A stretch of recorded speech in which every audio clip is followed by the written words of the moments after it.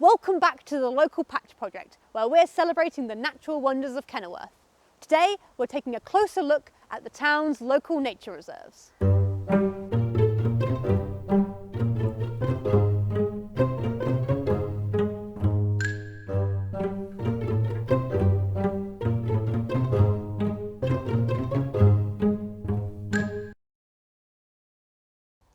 Local nature reserves are for people and for wildlife. Each one is a site of interest either for their wildlife or their geology, and they offer a great opportunity for people to learn more about the natural world, or to simply enjoy it.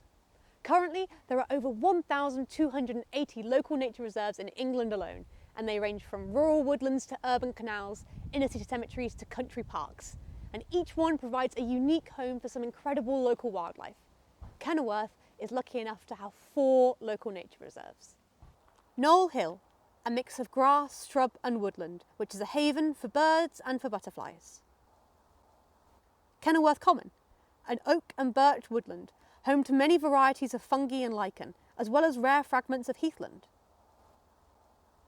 Parliament Peace, an open grassland with some very tall trees and a small pond, which provides home for frogs and newts. And Crackley Wood, which is where we are today.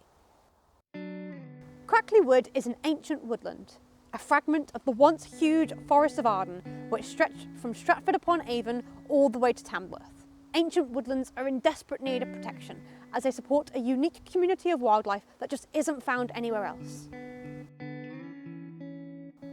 Any woodland can be an ancient woodland. A woodland is considered to be ancient if it has persisted since the year 1600 in England. This is when the accuracy of old maps improved, so we can be reasonably sure that the woodlands have been in place for this period of time. Because they've been around for so long and relatively undisturbed by humans, the soil and decaying wood have been able to accumulate, building complex communities of plants, fungi, insects and other microorganisms as a result. All ancient woodlands are unique, and each one distinctive of its local area. We've come today to explore the amazing wildlife of Crackley Wood.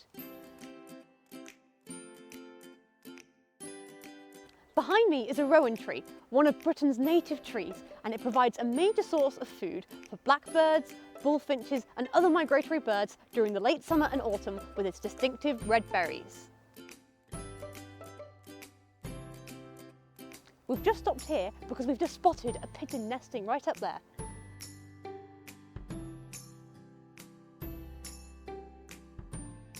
Come and look over here. We've just spotted a leopard slug, so called because of their distinctive markings. This one's quite small, but they're actually one of the biggest slug species in Britain and can grow up to 150 millimetres.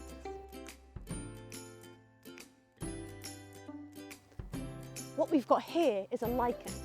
Lichen are fascinating species because they're not just one organism, they're 2.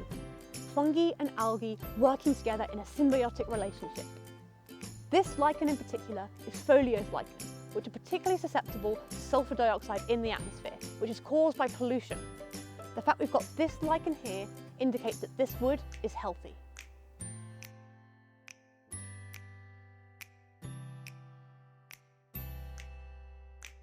These unique woodlands are amazing, but because of their complex natural ecosystems that have built up over hundreds of years, they're also under threat. Many of the species that are unique to this habitat are slow to colonise new areas, meaning that they tend to disappear right along with the ancient woodlands. The main threat to ancient woodland is construction. Some might argue that only removing a little part of an ancient woodland wouldn't do too much damage, but this is such a rare habitat that even a small amount of damage can have a lasting effect on the environment. And remember, these woods have built up over hundreds of years. Once they're gone for good. A great way to support your local ancient woodlands is to get out and engage with them. You don't need to be an expert to enjoy these wonderful spaces. They're a great place to get active and to appreciate the beauty of nature. But if you'd like to get better at identifying your local wildlife, then help is at hand. The Warwickshire Wildlife Trust, who oversee the management of Crackley Wood, have created some useful activity sheets, like this one, to be a fungi detective. You can also have a go at the Brass Rubbing Trail, funded by the Warwick District Council, which is a great way to get young children enthusiastic about their local woods.